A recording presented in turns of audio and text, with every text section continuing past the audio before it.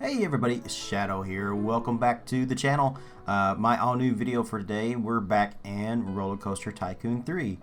Just in case you're wondering, wait, why are these Planet Coaster graphics like worse? What's going on here? That's because it's actually Roller Coaster Tycoon 3, which is still, even after 12 years, a fantastic game. So we are in our Disney park that I've been working on. These videos aren't coming out as often as I would like. Hopefully that will change. I always say that, and I know I don't actually give in to that because I spend too much time playing Planet Coaster. But hopefully we're going to get these kind of coming in and stuff. I don't know for how much longer, though, because I am really into Planet Coaster right now. It's hard to go back and play this game. Now, the good thing is, though, that, Roller Coaster Tycoon 3 still has its greatness because there's still the ability to custom build anything that you actually want to build. Yes, everything is grid-based. Yes, you can't build your coasters and have all the freedom and stuff that you actually want. But the ability to actually create something, plug it into the game that you specifically need is just really nice.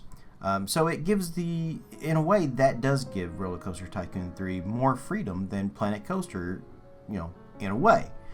So that's just kind of my opinion on the two games. I still love this game, so I'm still gonna keep playing it. I think I do really want to finish this park. I don't know how long it's actually gonna take me to do that. But I really don't see any foreseeable plans in the future of like stopping and playing Roller Coaster Tycoon 3 forever. Just be like, nope, I'm never playing this again. I do, however, see the fact that I will be mostly playing Planet Coaster because that game is just, I'm totally addicted to it right now. So that's just kind of my thoughts on the situation.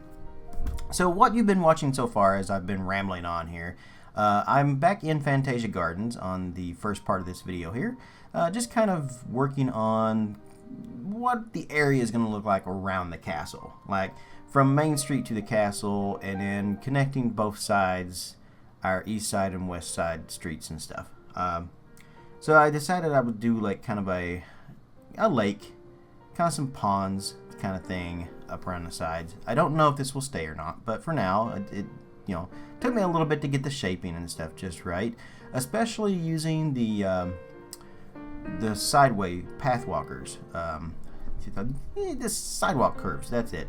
So the curving and stuff took me a little bit to actually get, and then I had to fix the actual ponds and shape those and everything, and it was a little tough, but I finally figured out something that I actually liked.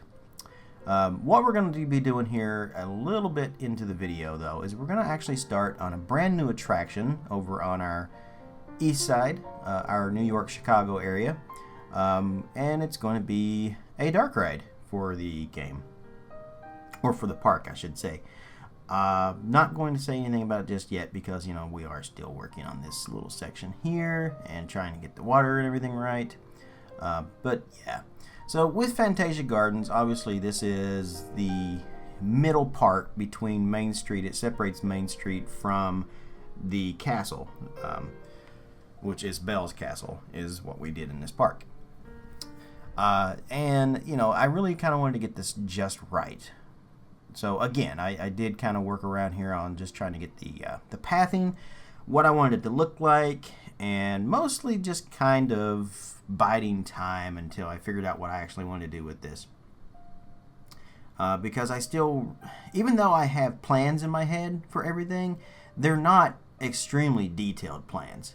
So, it does take a little bit of time to try to figure out, okay, what next? And that was the biggest thing there.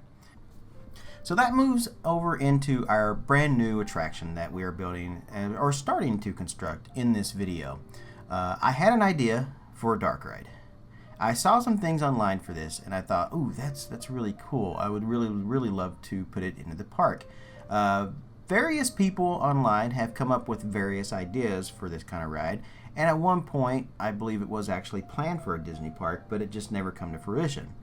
And with our Disney Heritage Park, that's one thing we are about, is taking things that Disney had in the past and is now defunct, or things that they had plans for and never actually did, or just, properties that Disney had that they never really did anything with as far as rides, and taking those concepts and bringing them back and stuff like that, you know, giving them new life, so to speak. So for this, I decided that we were going to do a dark ride, and as you can see in the video there, I did do a kind of general layout to kind of, because I knew this is the space I had. So I had to make it work within this space. There wasn't a whole lot more I could do outside of that space, minus a few adjustments here and there. So for this, I found the perfect little place, and it fit perfectly, like really, really perfectly. And I'm saying that word a lot because this was actually perfect. It was right down here by our Mickey's Fair area, and you know, with the way that I had done our cafe and everything else right there, and just the general look of the area, this was going to fit perfectly right here. So what we're going to do is we're going to build the facade, basically the front of it and everything around it, and just kind of shape it during this video. The next video will actually see us putting in the actual ride system, which is something new that I've never actually played around with, which was some custom stuff that they did for Roller Coaster Tycoon 3.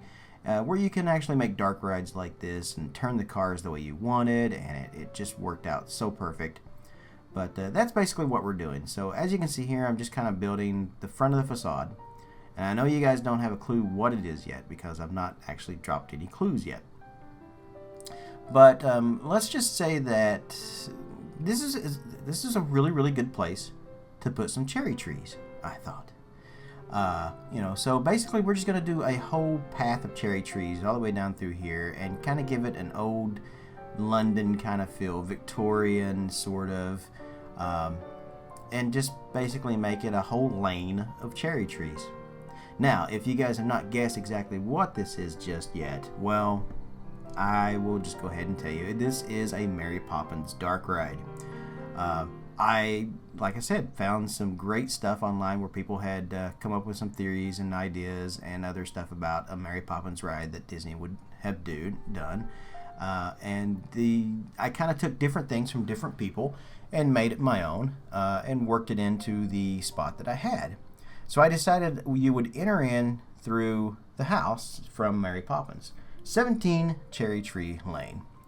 On the outside, during the street right there, like I said, as you can tell, this is going to be the perfect place for it because everything kind of fits right in there. You got our fairgrounds area, gazebos, everything right there that kind of made up the feel of the movie, and it just worked out perfect.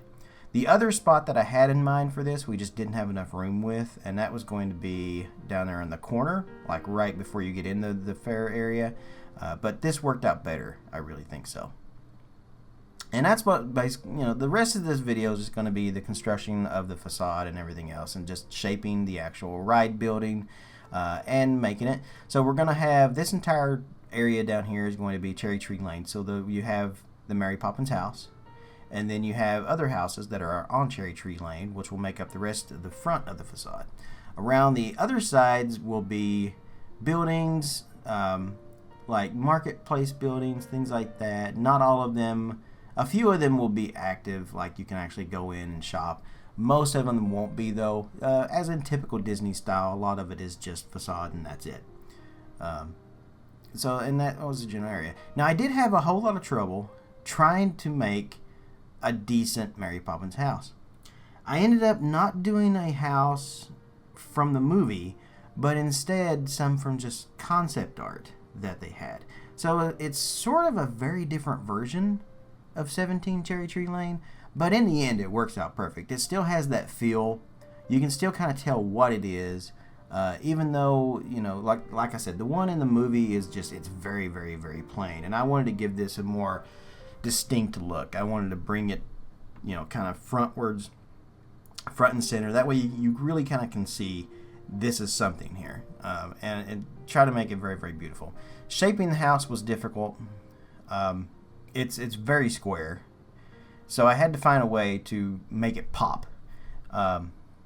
No pun intended for Mary Poppins there, but yeah, I had to make the Poppins house pop.